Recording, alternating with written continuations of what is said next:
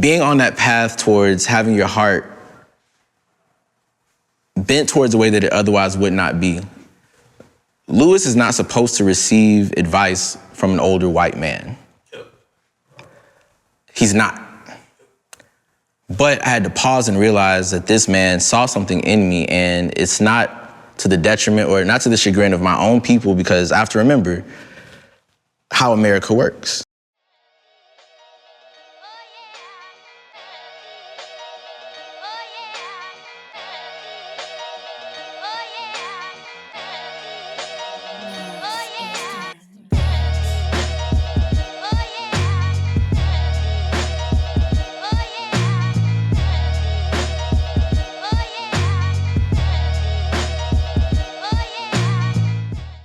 All right, guys, we back in again with another amazing episode of Change Agents. My name is Caleb. I'm Trav. All right, and we have the great, the legendary Mr. Lewis Deas. Thank you, sir. Man, I appreciate you so much, bro, like, for real.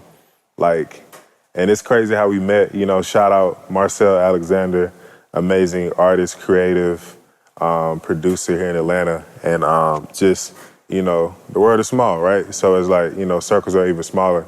And we had the opportunity to meet, I would say some time ago, it felt like. About a year ago. Yeah, it was about a year ago, right? Yep. And I met you really on a whim, bro, and it's just like, you know, just your story is just crazy. You know, just, you know, coming from where you come from, going to Morehouse, building a brand, building a snack brand, and not just any snacks. You make some of the best nuts that I've ever tasted, bro. Thank you, man. Like, these some of the best nuts I ever had in my mouth, bro. I actually wanted to tell you that to your face. I appreciate it. Thank you, man. So, like, what went into the process of building Try Deas?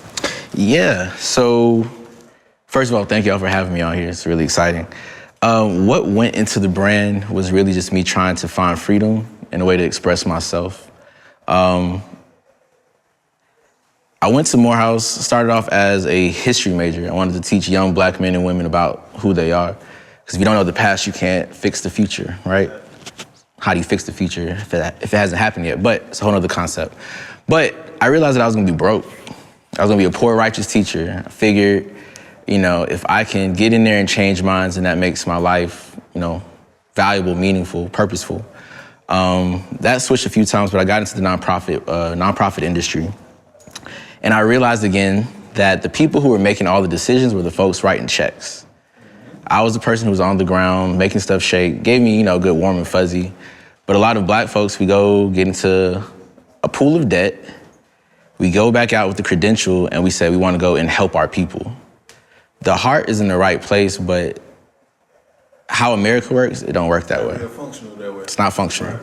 So if I wanted to make real impact, the thing that America respects more than anything is power and money. And based on what I understood about the world and how people were, I thought that you had to be a certain kind of way to have power. You had to be a certain kind of way to have money. But I remembered that I serve a God and I preach about a God who does big things. So expedite my story. So I wanted to do a marketing company. I'm a marketer by trade. I write for a living. And on my way to sleep, I was building my marketing brand. And all of a sudden, Deas nuts just like hit me. Y'all know that space between you're awake and asleep? Yeah. That liminal space? Right. I was on my way to sleep and I heard Deas nuts and I was like, dog, I'm over here trying to build a marketing business when I've got a name that markets itself. Exactly. So I come from a really big family. I'm the third youngest grandchild out of 40 grandkids, and there's like 40 great grandkids. A big family from rural South Carolina. And so my grandparents, they didn't have a lot of money, obviously. My granddad was a sharecropper. So they didn't have access to money, but what they did have was access to pecans and some nuts. My dad's a country boy, so he loved nuts. So they would send us boxes of pecans and just like a little note, we love you. That I love you really meant a lot. Because again, you can't treat all 80, 100 of your great grandkids. And so me and my dad would crack the nuts and we would bond that way. And so something really special. So if I've got the name, I've got a story with nuts, I've got something that highlights family, and something that I can really play with because it's witty. If you know me, I love to joke. I love mental, like walking on the edge. So if I tell somebody, I got a brand called Deas Nuts, the original name was Deas Nuts. They're like, what are you talking about, dog? Like, no, I've got Deas Nuts. Deas is my last name. And you break out the bag, and all people do is laugh. But see, the thing is that I wanted to do something that was different, right? I wanted to find a way to share, I want to export something that's unique to me and my family. Laughs, fun, wit, and I want to make lots of money from it. I used to think that making money was a bad thing or that it was evil, but evil systems are only run by evil people who don't choose to do good things. I believe I'm a good person, and I'm understanding how America works. I'm understanding how the world works. And I'm choosing not to be like what I see in the world. The money don't make you, it don't corrupt you. It doesn't You're corrupt. already corrupt, you just need a resource. Yep. See, I'm used to not having something already. I don't have a story about being broke and destitute, but I wanted to be free. Something that I didn't realize until I got to my job. I was working for a nonprofit, talking to my CEO, and I'm still talking about how the brand got started. Something happened. It's an older gentleman, staunch Republican, and he said, "Louis, you ever thought about being an entrepreneur?" I was like, "Dog, no." Again, at Morehouse, all the entrepreneurs, the business majors, they had this ivory tower called the Leadership Building. And I did not like them, but I didn't like the way that they moved. You know what I mean? It's like, that's not me. And he said, "No, Louis, you have to understand that you are creative. You know how to talk to people, you're personable, and you've got big ideas. You've got what it takes to be an entrepreneur." Now, what really made me angry was the fact that an older white guy saw something in me that nobody from kindergarten through college. I went to the best elementary school ever, shout out to Pine Ridge Elementary. Went to the dopest middle and high school, shout out to the Dunwoody Wildcats. Then I went to Morehouse College, the greatest place for black men in the world. And not once did anybody really mean you can start a business. I was an English major. I'm not supposed to start a business. I'm a licensed minister. I'm supposed to be installed as a pastor tomorrow. I'm not supposed to do this. But he said, "I see something in you." And I took it. So wrestling with that, trying to figure out who I am, trying to figure out how to liberate my people, it hurt me that a white guy taught me that. My mama told me, but mama's supposed to tell you that, right? Daddy's supposed to tell you that. Exactly, that's what they say. So now what my goal is to, again, make people smile, like have people have fun, be happy. Like, there's no reason to always be sad all the time. The world sucks, dog. You can try these nuts though. And see, that makes people laugh. That makes people ask questions. And again, my name is on this. And so when I tell people my story, like, yo, I'm an English major from Lithonia, Georgia, and I have a nut company, a snack nut company, and I'm going to overtake Planters one day. And I mean that, you know what I mean? And it's crazy because branding is so strong, I thought that wasn't your real name. Mm-hmm. I thought you just took on your brand name for marketing purposes. Yeah. So, and I can relate to the whole, kind of the resentment that somebody else had to kind of put you on your path. Yep. From another community. Yeah. I started my entrepreneurial career the same way, kind of. Mm-hmm. I played college ball, redshirted at my school. Then the second year I was about to play and the coach got fired. And I ended up moving back home. Well, not even back home. I ended up moving to North Carolina with my mom. Mm-hmm. And so I'm working at the hospital because my mom worked at the hospital my whole life. Worked in sterile processing my whole life. So I'm just like, all right, I'm gonna go work there. I'm working at Duke University Hospital. So at least when I tell people something, I feel proud. Right. But I really was a secretary. Right. So I'm working there, and then there's this white guy from Chicago, which is where I went to school, and we just built the bond. His name was Troy Hall. To this day, he's my godfather. Mm-hmm. Even when I really want to bother people, I say, "Yeah, my white dad." Yeah. And they look at me like I'm crazy. Yeah. Right. But he was one of my mom's vendors where he repaired surgery instruments. Mm-hmm. And all I knew, or Gruder knew, was he made a whole lot of money. Mm-hmm. He had 39 cars. Mm-hmm. And out of his 6 employees, all of them were either his kids, his brother, his sister, and 1 friend. And everybody made 6 figures. So I'm just sitting here bro, this is crazy. And he saw something in me. Mm-hmm. So he started telling my mom, behind my back, your son is, special. Your son can do different things. I know he's kind of, bummed out that the hoop dream didn't work. Mm-hmm. But, he has this gift of talking to people and ingratiating people, and he's a hard worker. And at this point, nobody in his company was black. Nobody. Yeah. Nobody in his company was under 30. Yeah. He took me into his company, into his family, trained me, and gave me a piece of his, incorporated me into his business. Like, I didn't know what a 1099 was. I didn't know none of this stuff. Gave me his account, all of these different things, and put me on my path. Basically trained me for a year, and I went from making $10 an hour to making 6 figures in 18 months. And I'm not gonna lie, the first year I was making money, it was so much, number one, guilt that I felt like I couldn't do that for so many other people that I knew. Yeah. And then the other guilt was like, bro, I know all these black people who make money, and nobody put their arm around me. Yeah, and so a lot of us who were working towards changing our lives, creating a world that we've never seen for ourselves, that tearing between like this don't, not that it doesn't feel right, but it's like that why.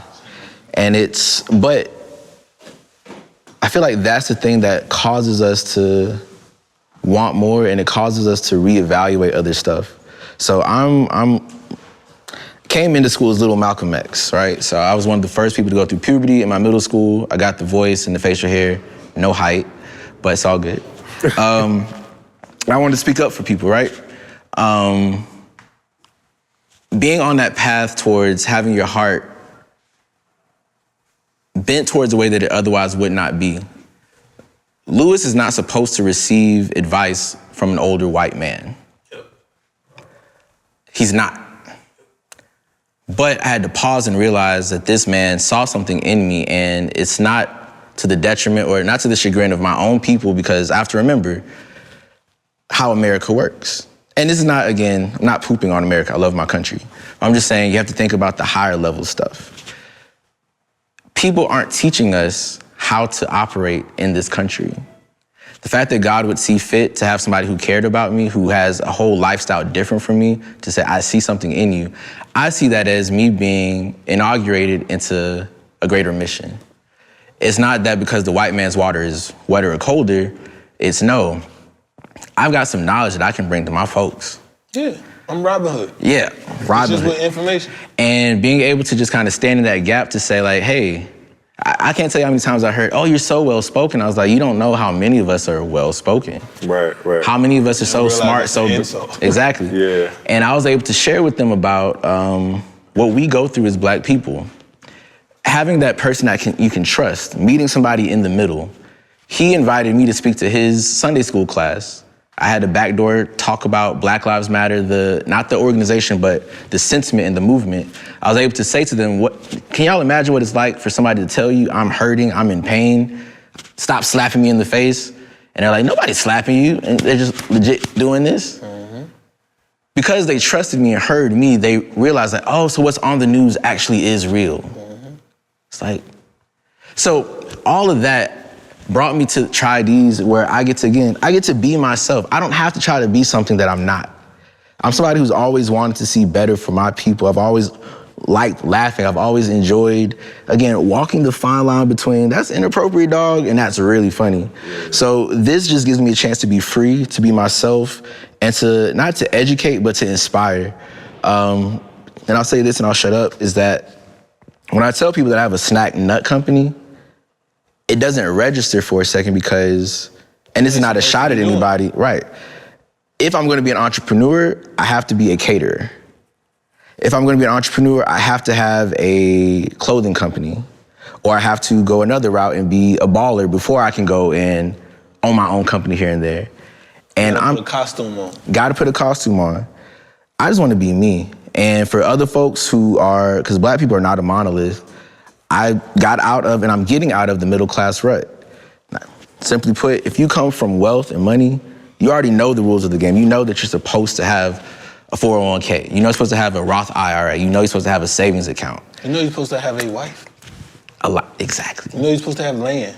You're supposed to be able to enjoy this thing that we've been given, and it's not just a rat race. We're not supposed to just survive, we're supposed to thrive too. Right. But if you come from the bottom, you ain't got nothing to lose. Nothing to lose. Nothing. So of course you're gonna go out and be bold.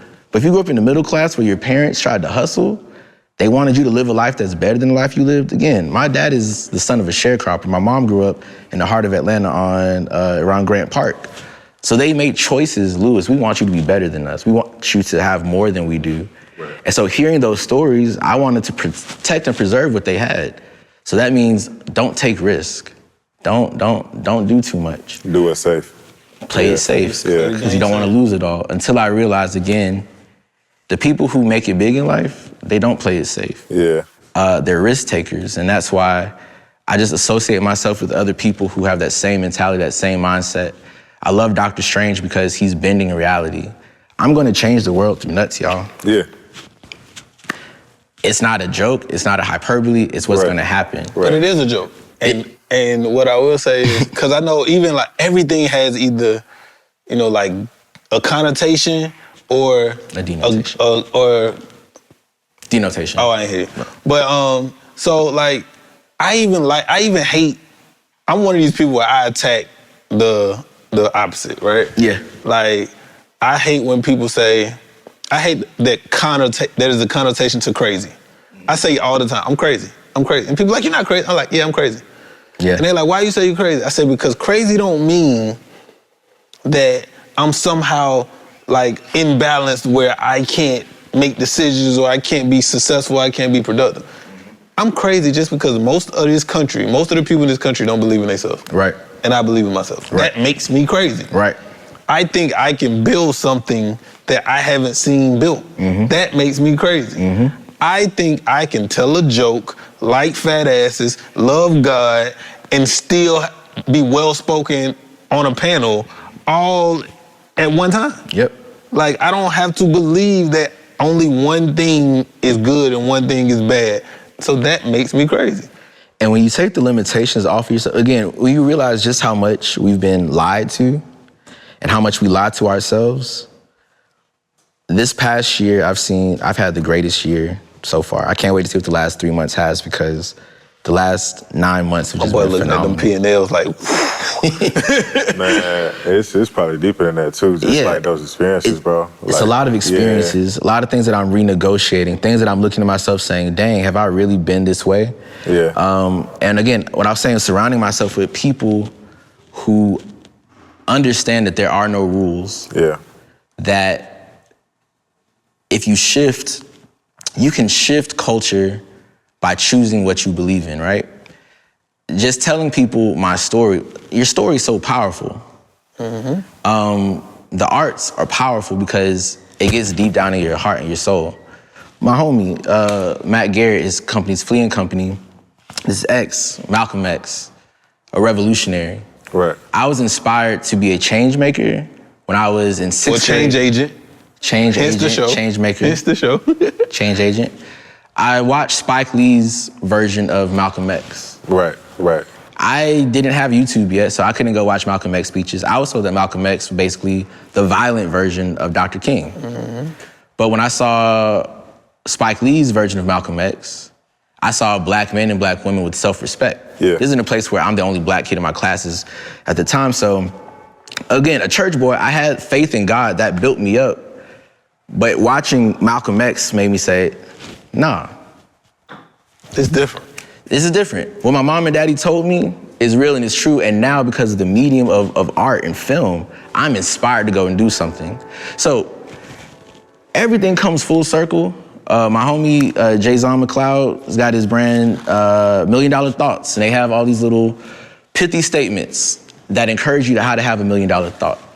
And he had one shirt that said risk taker. And it just really like got me, because I was like, dang, dog. I know I took one set of risks to just start my business, but there's so many other risks that I have to take. And here's the important part, is believing in myself, believing in my community, and believing in my God enough to know that I cannot fail. Feel me? If I try anything, if I fail, I can get up and do something else. And dog, to know that you can do anything, that you can be around other inspiring black folks, white folks, Hispanic folk, green folk, whoever you can find and help them realize who they are. Dog, what can't we do? Right. There's literally nothing that we can't do. And this the tie-in too. It's like that's kind of why we created this country club. Mm-hmm. You know, like he always says, it's like we kind of have this, you know, they called us a studio, but it's so much more. Like a studio is just what it is, it's a studio, but a country club is like, we want to cultivate an energy that we've already got from other people through our experiences through life. And what that is, and what you're talking about specifically, is living in abundance. Like regardless of whatever happens today, it is not the end of the world. Facts. It is not. Facts. Good or bad. Facts.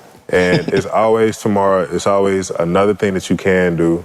Like no challenge is too great to where you need to like overthink it or like anything. You can just approach it, be steadfast. Obviously try your best, but it's gonna be other opportunities. Facts. But it's Like also, go ahead. my bad. But it's also like, you went and got that information, well, no matter how people look at it, you went and got that information from that white man. We wanted to cultivate a space where you bring that in, where you know there's people waiting on that information. We know it's somebody who's waiting to get that belief that you have in yourself to rub off on them. Yep. Like, a lot of times, almost probably like 3-4 times a week, I tweet, I can do anything. Good night. And I don't Say even what you tweet had it to for say. me. Like, I'm not even, I know some of it is affirmational. Yeah. But like, I don't have the doubt. Yeah. I'm tweeting it so other people can start to feel like it too. Yep. Because it's like, bro, we really can do anything. And the fact, and thank you for doing that, man, because I realized there's certain lessons that my parents, the Lord, they've been trying to teach me for a long time. And it's like, oh, I finally get it. It's the same message. People really have to probably see 110 times, I can do anything. Good night. Like, that says a lot because it's, again, I said what I said and I'm going to bed. Yep. Do with that what you will, and once they see what you do, now they got questions. You liberate people. See, that's what I want us to understand is that, yes, Harriet Tubman is wonderful. The Underground Railroad is great. Dr. King, what they did was wonderful and great, but let's remix that thing for a second. I don't have to run and try to chase you down from anybody's plantation. We live on a plantation of our minds. Right. If I can go and snatch you out of the master's hand and get you out of the master's whip and tell you you can be anything that you, again, like you said, anything, dog. I love when my friends call me and say, hey, I've got this idea I'm working on, but I'm having a hard time deciphering. I get so excited because congrats, you believe in yourself. Now I'm about to pour into you. Now you're showing like, okay, cool. You can hear what I'm saying. Right. Now you can hear people say like, hey, I heard you say that you can do anything, but I'm struggling with believing that. How did you do it? And I love that because I didn't come out the womb as an entrepreneur. Everything that I needed was already in me, but it just took somebody to shine the light to say, hey, remember what somebody else already told you. You got that. And when you think about just how far away we've been, and I'm sorry this turned into like a very pro-black and it's good. uplifting. We When black. you think about just how close we are to Jim Crow, just how close we are to slavery, we have to give ourselves more grace. Facts. My granddaddy did not give me a plot of land to say, hey, this is yours. Exactly. Like These your peanuts. like, Right. I ain't had that experience. You ain't had that experience, man. Like 95% of black people didn't have that experience. But And go I ahead. wish that I did, but guess what? That's Yeah. not what happened. But what Yeah. he did give, Yeah. my dad was, this is your name. Right. Right. You uphold this name like your life depends on it. You can't tell me anything for us. Couple of different reasons. High up there is because I'm a Deas. My dad showed me, son, you see all this land out here? This is where I was born. This is where your granddad, we toiled. We toiled and tilled the soil. There's a Walmart here now. But you can go and get your own land. And you can go get your own Walmart. And you can go get your own Walmart. See, when things start to converge and we start talking to each other, when we start creating our own spaces and we start believing in ourselves and believing in each other, again, anything can happen. You know why I'm here right now? Is because right before I met you, Caleb, I reconnected with an old friend. Actually, they were acquaintances. They were people I just went to school with. Right. Marcel and Justin. Friends, but we weren't like boys. Yeah. All of a sudden, friends who have seen me since I was 5 years old, who they've all known Lewis is going to be somebody, he took it upon himself. My friends took it upon themselves and said, Lewis, we want to help you shine. My friends, my network, people that I knew, they said, we respect you, we believe in you. They shared their network with me, and now I'm here. Now who knows where this is gonna be seen? All because of my community, my network. I didn't have to go reach out. I don't have to be in anybody's DMs. You have to DM us. Right. And we have to DM you. It's the beauty of community. Yeah. And that's what it's supposed to be. So if we can just capture that, especially as Atlanta is in its redefinition, I think it's so important for us to just really hold on to that renaissance. Like, we don't have to just be clout hungry. We don't have to be clout chasers. It's really as simple as, hey, what's good, bro? Caleb was never pretentious. I met you, you're not pretentious. Y'all are just cool people doing dope stuff. Right. And want to be around other. And want to the whole point of this show is so we can like be intentional about meeting other dope people. Facts. And not even like putting our light on them, just being around their light. Absolutely. Like, I don't want to be the biggest person in the room. Right. I don't want to be the smartest person in the room. I don't want to be the richest person in the room. What I want to do is I want to be able to, in good faith, take something from everybody that I meet and everybody that I'm around and add a little bit more to my pot. Absolutely. Right? And I think I think we'll eventually get there. I think social media has played a big part in the ego-driven, everything is about me. Everybody's a star now. Yeah. Phase, and I feel like it's gonna phase out like everything else, but like I love how you say Atlanta's in the redefinition. I love how you say you're in your renegotiation. I think life is about renegotiation. Every day, man. Every day you renegotiate a contract, either with yourself. Yesterday's price is not today's price. Absolutely. But I want to get into a little, I know we've been very, very positive. I want to get into a little bit of my craziness. While we transition, y'all have some. I was about to say, before we go any further, I gotta try nuts on camera. Try some of these nuts, you know what I'm saying? Like, these some of the best nuts that the world will ever see or hear. This is our first product placement on the show. First product placement, first food, you know what I'm saying? I really hadn't ate nothing all day, so. See, right on time. Actually, I already had these before, you know what I'm saying? Respectfully, I would love for you to have the same experience that I had. And I love cinnamon sugar, so we really finna give it the test. So, TryTheseNuts.com or TryThese.com. TryThese.com, guys. Yep. Now, all right. Morehouse. Yes. I'm honorary Morehouse. All right. Did you go to Georgia State? No. Okay. Actually, I did, but I didn't graduate. You know how I'm honorary Morehouse? How? I had a homeboy that went to Morehouse, and I realized the power in the dating world of a Morehouse hoodie. Dog, I got a Morehouse. It's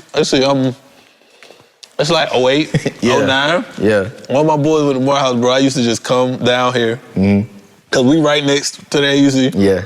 Come down here, get a Morehouse hoodie, walk in classes, walk in parties. Bro, I'm like, yo, this hoodie is like a Superman. It's a passport, man. It's a passport. How did you stay focused at Morehouse? Yeah, man. So it's... And you know what I mean by focus, right? I got you. Absolutely. So he's good as shit, too. It's the AUC is just a very interesting environment, right? There's no way that you can just drop 3,000 young men trying to figure out who they are, who just have freedom for the first time. And then you've got Spelman women over here, and you got Clark Atlanta men and women over there. Like, it's just a big party. All in the center of Atlanta. And you give everybody a sense of pride. Like, no matter which school you went to, the minute you put those colors on, it's a whole... That's a part of who you are. Yes. And you're literally indoctrinated from the time that you get there. Like, no, this is how I'm a Deas. I'm also a Morehouse man. Like, you can tell a Morehouse man, you can always tell a Morehouse man, but you can't tell them much, right? But to be honest, everybody kind of crashes out in the beginning, except for the ones very few who are very super, I'm here for a mission. It's usually biology majors. Shout out to y'all. Y'all make a lot of money. My boy graduated in 9 years. God bless him. He graduated, though. He graduated, though. That's all that important. matters. But what's interesting happens is the women at Spelman kind of set the pace sometimes, because we're trying to hit them up like, yo, what's good? Come over. She's like, I got homework to do. Right. All right, Sure, cool. you got homework. Let me come over and do homework. So now, So now you got to do so your now you homework. have to go. If you want to get what you want to get, you got to go and do some homework. Yeah. Now you start to realize like, oh, they still party and have fun, but they take care of business first. These yeah. are life lessons that you have to learn. Just but sometimes you got to have an microcosm. egg on your face, fall on your face. But that's why you need both. That's why I love Morehouse and Spelman. We kind of pour into each other. My opinion. Hey, dog. Now, I'm gonna be a little inappropriate. Come on, man. I don't trust no Morehouse girl with her. No Spelman girl with her Morehouse brother. Period. Cause y'all, every time they paired them two together, I always felt like, come on, dog. Like y'all paired. It's almost like arranged marriages the way I look at it.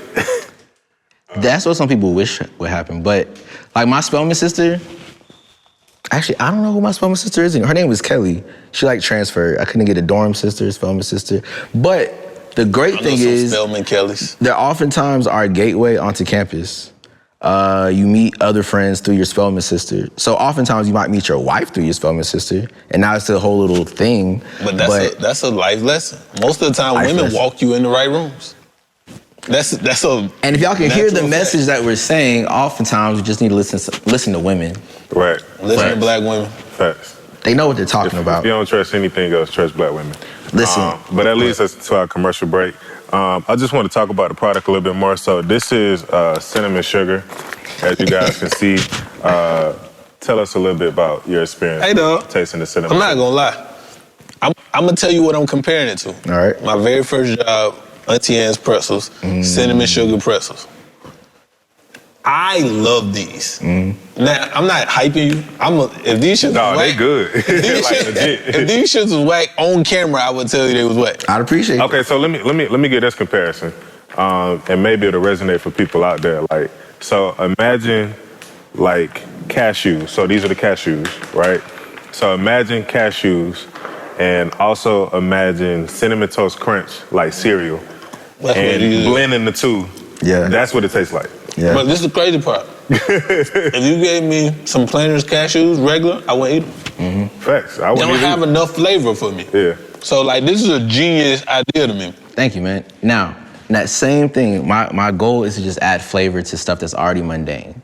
So everything starts off with, again, it starts with the nuts, but the goal is eventually to create community around, again, fun, intentionality. Planters, they're boring.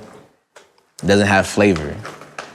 Now, when I talk about that Doctor Strange kind of thing, I then have to ask myself, well, what else in the world is plain and boring that nobody's touched that doesn't have any flavor? Right. Right. And again, leveraging my friends. I've got so many ideas, Bro. so many other things to do. Yeah.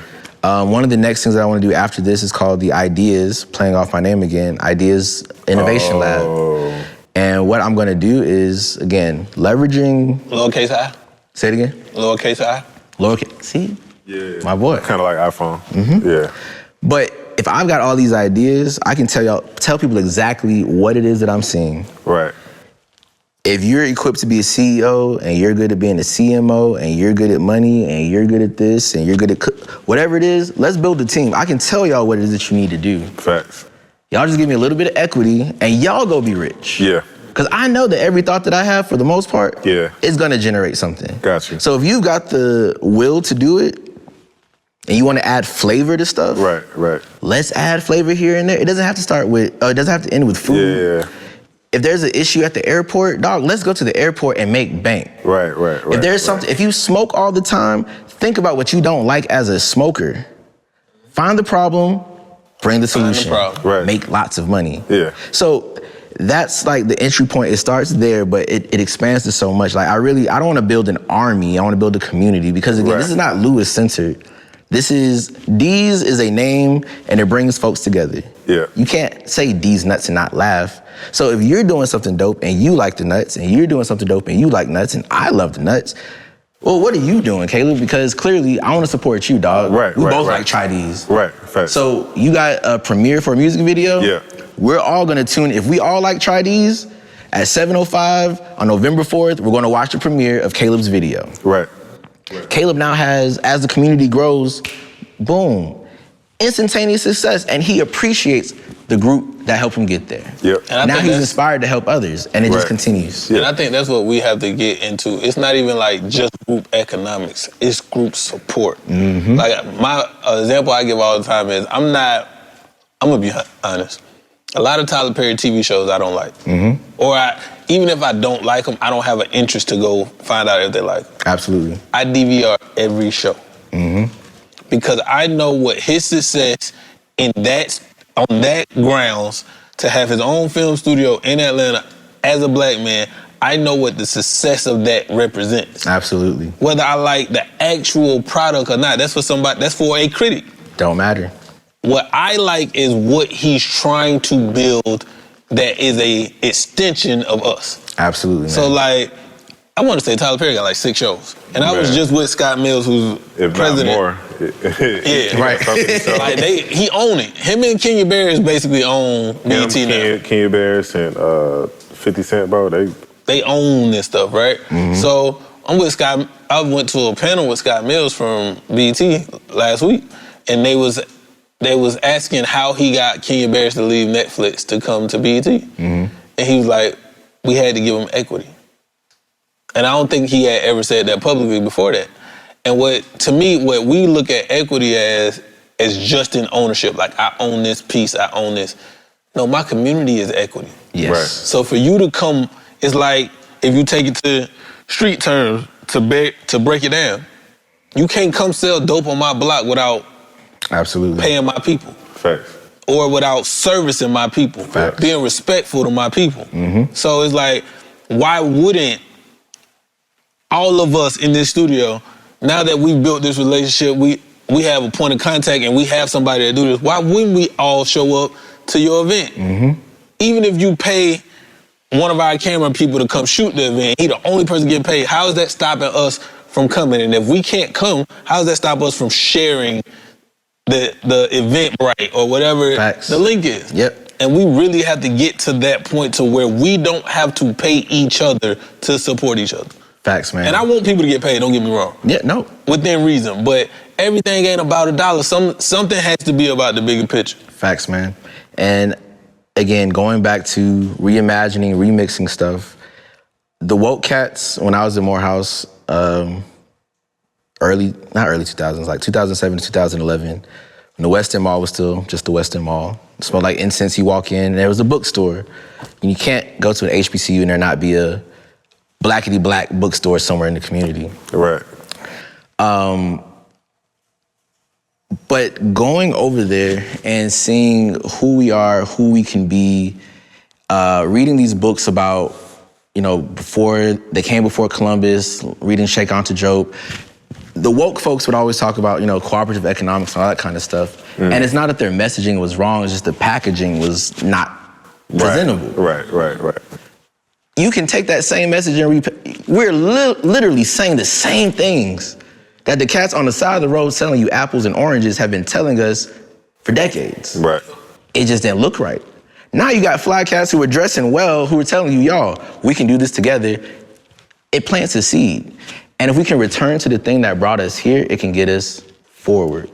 And I just feel honored because I can see what's happening. Like I have no aspirations to be, I don't want to walk into a club and be like, oh, that's that guy. I'm going to be that guy. I am that guy.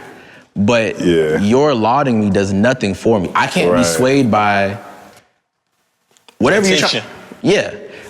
Because I know who I am, so your validation does nothing. I mean, it's good to be validated. You get what I'm trying to say. But it's not a thing that you're seeking. Exactly. You're not looking for the validation. Like if it comes, it comes. Right. Simon Sinek is like a author and entrepreneurial philosopher. He has a book that says "Start with Why," and I send that book to people. That and Ego is the Enemy by Ryan Holiday are two of my favorite books. I constantly give that book out. Yeah. But the validation or even the money, whatever it is, none of that is wrong if it's not your why. Let it be your bonus. I like that, man. My That's a cool why is I want to be impactful. Yes. I want to help. I want to help nourish my community. I want to help heal. I want to help laugh. I want to help people have fun. Yeah. And if I do all of those successfully, I'm going to get notoriety. Yep. I'm going to get money. Yep. I'm going to get nice things. I'm going to have attention from women. But those are not my whys. Facts. My whys are on that front end. And that's why, again, I try to align myself with people who are either searching for their why or they understand their why, because I know they know where they're going. Even if they don't know where they're going to ultimately end up, their navigation system is up to date. It's constantly being improved upon. You just got to get through traffic. You just got to you're really good at. I'm a writer. Okay. And so, and I don't want people to think who are watching this that Trav IG came about in isolation, that I was just in a chamber by myself and just, it's my baby, but I had to go through incubators. Atlanta is chock full of, if you want to start a business in Atlanta, now is the time to do it. The Village Micro Fund has been wonderful. Harriet Williams, Dante Miller, they pretty much have created a community, and the Russell Center, they've been very supportive. Russell Innovation Center for Entrepreneurship. Both of those organizations have been so impactful because, again, they say, I see you, but I get to have the space to say, I don't know what the heck I'm doing. Right.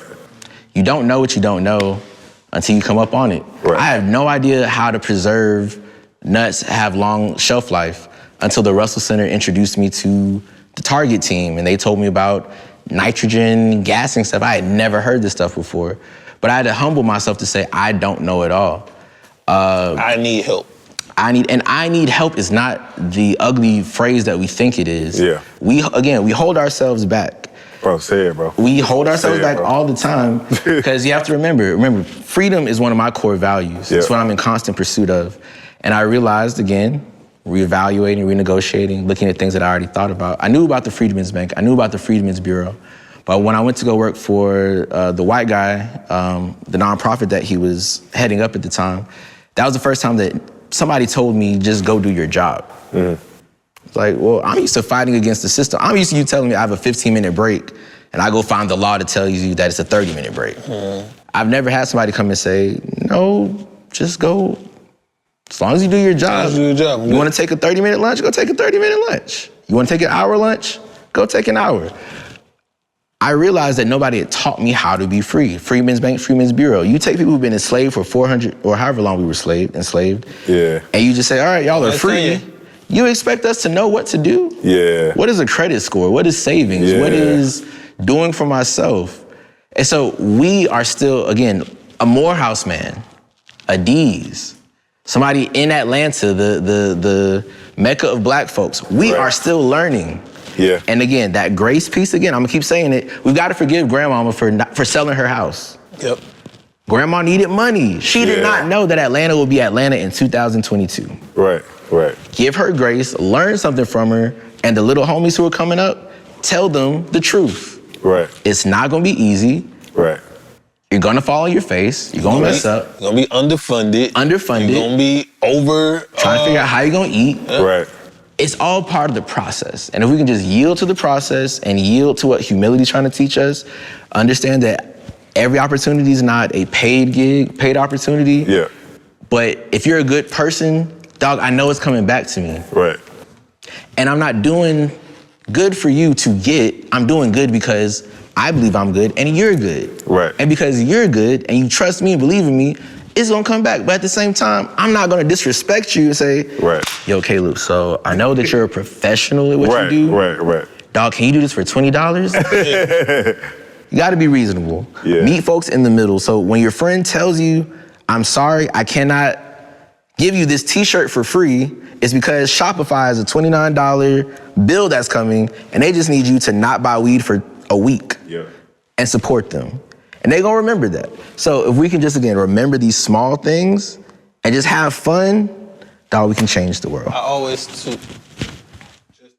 just to end with that, one of my main, I'm big on like philosophies and quotes and stuff like that, but I have one deal. I'm gonna do 3 things for you before I ask you for one thing. Like even me and Caleb are business partners. Like we did this, we do a bunch of stuff. Before I ask Caleb to do one thing for me for free, I'm going to find 3 things to get him paid. You're gonna find 3 things. See that? Without fail. And if I find 3 and one of them fall flat, even if he's cool with doing it, I'm still going to try because gratitude is action. Mm-hmm. It's always an action. So, man, I really enjoyed this conversation. I had a good time, we man. go on forever. Thank y'all. We didn't even get into some of... Can I keep these? Yeah, those are good, man. It's a gift for the podcast. But, man, that's another dope episode of Change Ages. Tell them where they can find you at on social, bro. Yeah, man. If you want to follow me personally, Domingo Deas, DOMINGO _DEEZ. And then you can follow the brand at Try These Nuts. That's TRYDEASNUTS. And the website is www.trydeas.com. Thank you, guys. I'm Trav, bro. We signing out. It's Caleb. We out.